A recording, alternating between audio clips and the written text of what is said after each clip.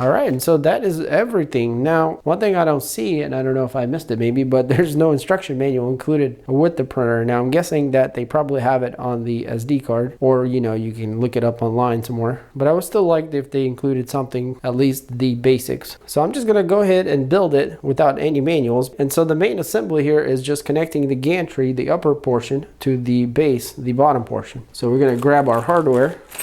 And the ones we're looking for are these larger ones and also the lock washers. So we're going to put the lock washer through the bolt, and we're going to need 4 of these. And also we have 4 little bolts left, and these are for the hot end. And so this is quite a simple process. So on the base here at the end, there's 2 holes, and with the lead screw going to the back, we're just simply going to set the gantry over the top of those holes. And then we're going to grab our bolt and go from the bottom up and start it into the channel. And there is barely enough room to fit your hand in there, but if you have to, you can either go off the edge of the table so you can reach it better, or just kind of lift it like this so there's more room.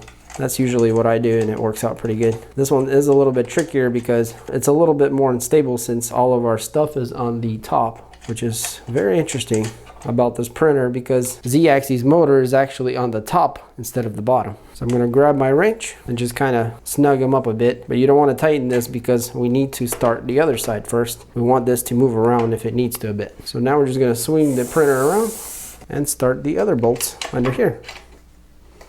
So before tightening all this up, it's probably a good idea to go ahead and bring down the Z-axis. That way the distance between the 2 channels is going to be where it needs to be.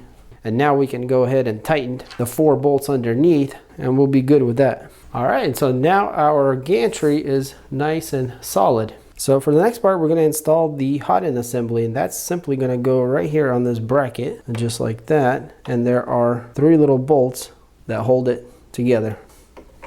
All right, so we got 1 in the middle, and then there's 2 more on each side. All right, and so our hot assembly is nice and tight. So believe it or not, guys, this is pretty much all of the assembly we need to do, or at least major assembly. The rest is wiring and then clipping in the spool holder, but that should be quite easy. So let's go ahead and install this PTFE tubing / wiring. That simply just clicks into here, and you guys can see the little piece of PTFE tubing sticking out. This one appears to be a bit longer, so I'm going to use it to go into the hot end. So all we got to do is just plug it in, but there's a little notch here. You just have to line it up with the notch in there, and it just plugs in, and then there's a little ring to lock it in. And simple as that, it's installed. And the other end goes over here into the extruder. Also same way, we're going to line up the notch. Going to fall in there, and then we're going to tighten the ring to lock it in.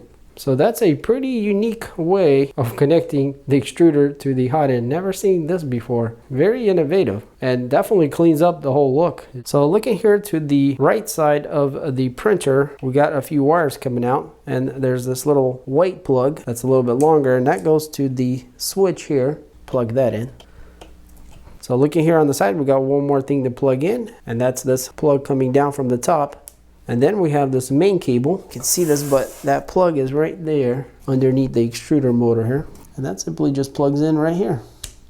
Very nice. I really like how this printer is designed and built. It feels like a really polished product. Everything is well thought through. So yeah, we're pretty much finished.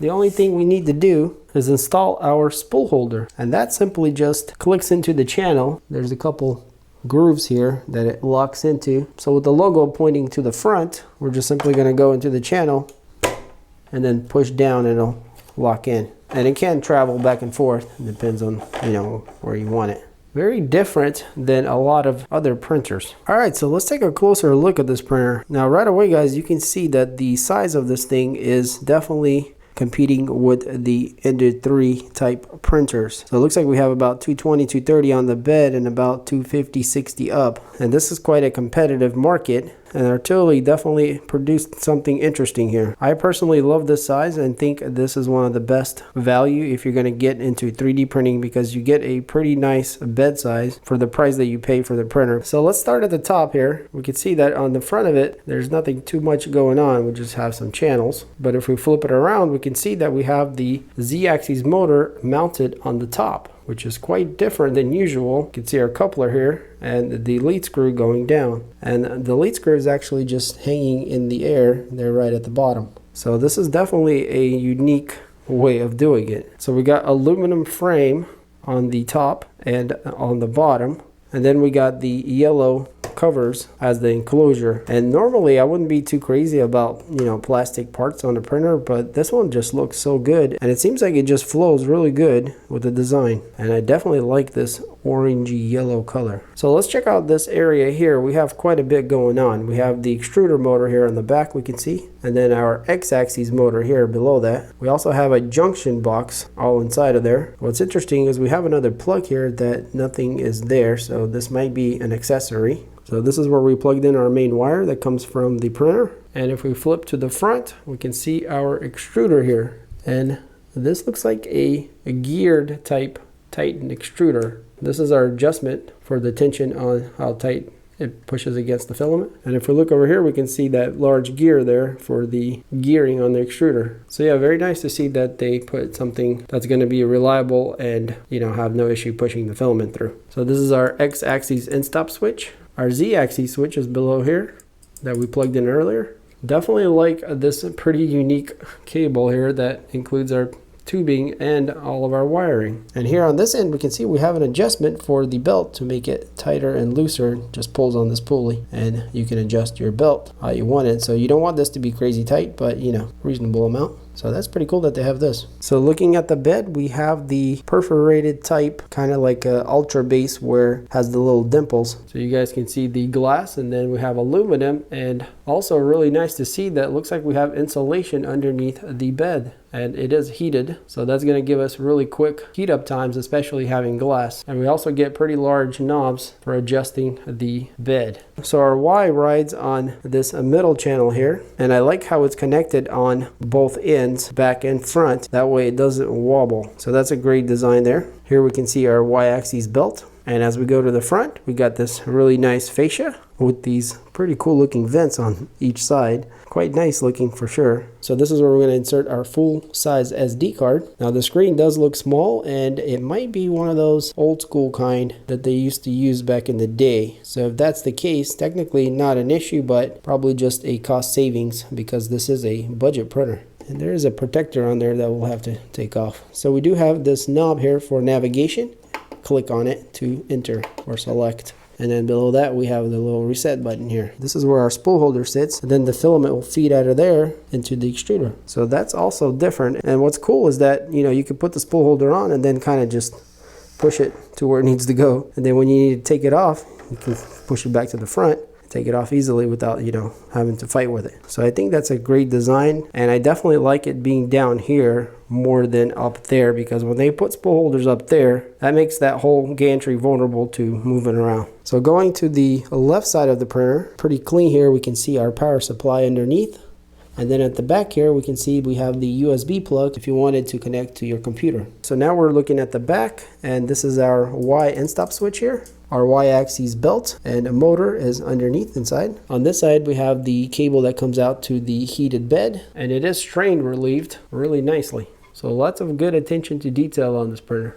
And beside that, we have a cooling fan that cools off the electronics inside. And on the other end, socket for the power, and it is fused the power switch to turn it on and off. All right, so I got the printer on the side so we can see a little better what's under here. So you guys can see here we have nice foam feet that are quite large. And I do like them because you can slide the printer around, but also I think they're going to do really good with noise dampening. Here you guys can see the front LCD screen control panel. And it looks like it's called Mini version 1.2.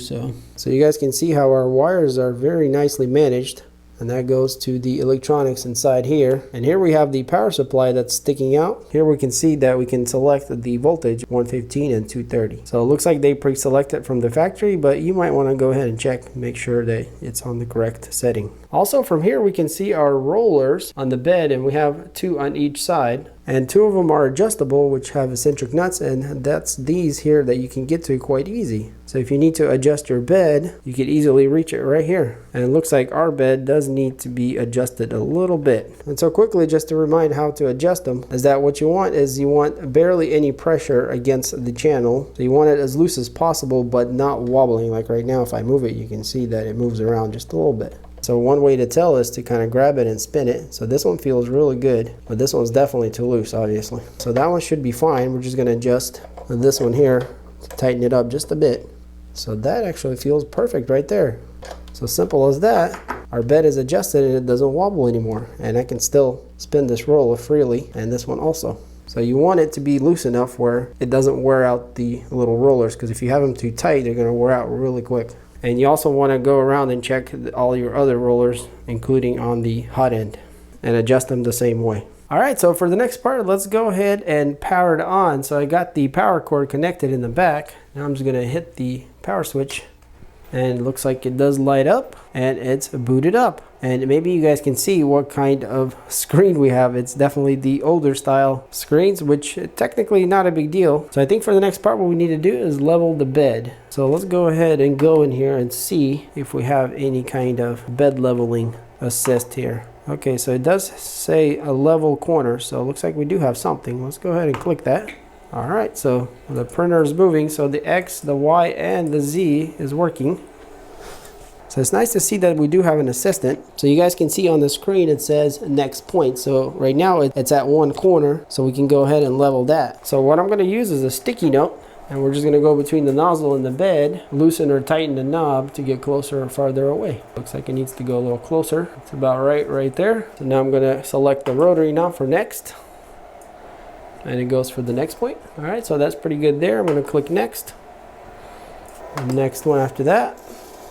And then we're going to click next again, and it's going to go to the center, and that's about right, a little bit tighter. Click next. Okay, so after the middle, it goes back to point 1, which is great because it's just going to go in cycles until you're done with leveling it. And the reason I like that is because you definitely have to go multiple times, at least 3 or 4 times over all of the corners. Like right now, this is too tight because we've changed other corners. So as you change them around, the other ones change. So it looks like if you just keep clicking next, it's going to go, to the next point over and over again. So when you're done, you're just going to select the done, and that'll finish it. All right, so I'm just going to go around a few more times to make sure that my bed is flat as possible. And you definitely want to take the time to do this, because most of the problems that people have is because their bed is not leveled. All right, so I think I got the bed pretty good right there. So I'm going to go to done and click that. And so we just go back to the menu. Now, one thing that we probably should have done before we even did that is preheated everything. So I wonder if they have a preheat here. Let's see, temperature. Okay, they do. So under temperature, we have preheat PLA. So let's go ahead and click that. And now it's preheating. So 200 for the nozzle and 70 on the bed, which is a little hot, but that's okay.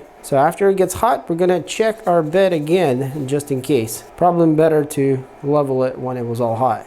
All right, we got 200 on the nozzle and 60 on the bed. So yeah, it's getting quite toasty. So yeah, it looks like nothing really changed from what it was. So if you want to, you can go back to motion and then level corners and check them again. Well, it looks like it did get a little tighter. So I'm gonna go over it again real quick just to make sure. Yeah, it's definitely tighter. So yeah, preheating it changes it a bit for sure. Looks like about half a turn on every knob. All right, so that looks good right there. So let's go ahead and put some filament in. I got this roll of blue PLA here. So let's see how well it accommodates a full roll. Yeah, pretty nice. And hopefully you guys can see, but under here, we got a lever, and then we're gonna feed it into the extruder. And it's actually going all the way through into the tube and out of the hot end. So we can actually move the spool closer to the extruder. That way, it has a more direct feed straight in there. And I'm gonna push some more through there. Looks like we had some black filament in there before from the factory. Now we got blue coming out. All right, so we're pretty much ready to print. So let's grab our micro SD card, which is in the adapter, plug it into the printer.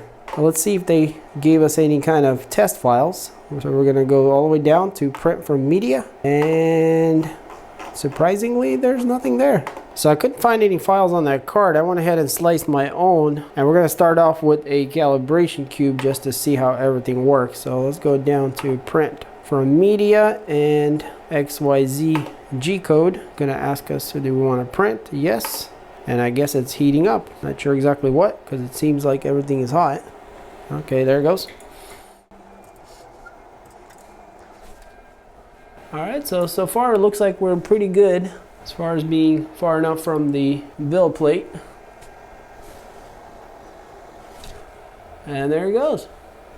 And hopefully you can see there, but yeah, it looks like we started and everything looks good. And listening to this thing print, it is very, very quiet. Mostly what I hear is fan noise, so I'm gonna bring my mic in and you guys can hear it.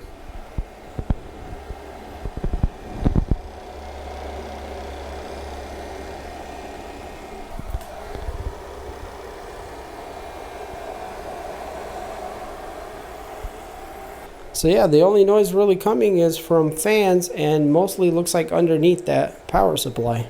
Well, actually, now that I'm touching the back, it's definitely most of the noise. Oh yeah, once I cover it with my hand, it is then ultra quiet. So this fan in the back is quite loud. Overall, in the scheme of things, it's still very quiet. If you did wanted to make it extremely quiet, you could maybe get another fan for the back, but other than that, I mean, it's, wow, very impressive. And that shows that this printer has the silent steppers in the motherboard, and the Artillery is known for their silent printers. Alright, so it looks like everything is fine and we're printing and there's no issues whatsoever. And this is what I like to see in a printer, especially, you know, something in this range, is that when you open it up, it's quite simple to assemble it and then quite simple to get started. So, you know, even though this thing doesn't have out of bed leveling, it does have the bed leveling assist, and that is, you know, enough to level the bed quite well. So as it's printing, we can check out the display. So we have the hot end temperature there, the bed temperature, the fan at 100, the X, Y, and Z positions. And we can see the Z is quite useful because it shows us how far up it is, which is 4.2 millimeters, now 4.4. And then we got our speed at 100, how much time passed, 10 minutes, now 11, and the progress bar underneath till it's finished, and the file name at the very bottom. So if we click on the knob, we're going to get some more options here, and we can pause the print, stop the print, we can tune some parameters. We can tune the temperature. We could also go in configuration, change filament, and lights. I'm not sure what lights is. What is lights? It says on. Okay, so I guess there could be some kind of a light option that this printer doesn't have. Alright, if we go to tune, we can see we can change our speed, nozzle temperature, bed temperature, fan speed, the flow rate, and looks like we could also offset the Z axes as we're printing. So that's a really cool option. So yeah, it pretty much has everything you would need to configure as you're printing. So yeah, everything looks good and we're printing away. Alright, so the cube is done and the bed is pretty much cooled off. Let's see how easy it pops off. And look at that. So once it cools off, it just comes right off. And this is why I like this type of bed, because it works so well. So let's see what the Hornet produced here. So here's our X axis. It looks pretty good. The layers seem to be sitting really nice. There is practically no, well, I guess there is a little bit of ghosting or something strange going on there, but overall quite nice. Let's check out the Y. Also pretty good, but there is a little bit of like a strange artifacts. Let's see if we can see a little better on the walls. So this is the X wall. So as far as the reflections go, you guys can see how well the layers are sitting. At certain times it looks like they are layered, but they're not. It's just discoloration. And the Y wall. So yeah, overall very acceptable and very nice actually. So the top looks great and the bottom is also good. So yeah, it looks like a really good start and definitely seems to have a great potential. I'm going to go ahead and print another calibration cube in silky black and also in benchy so we can see much better how the layers sit.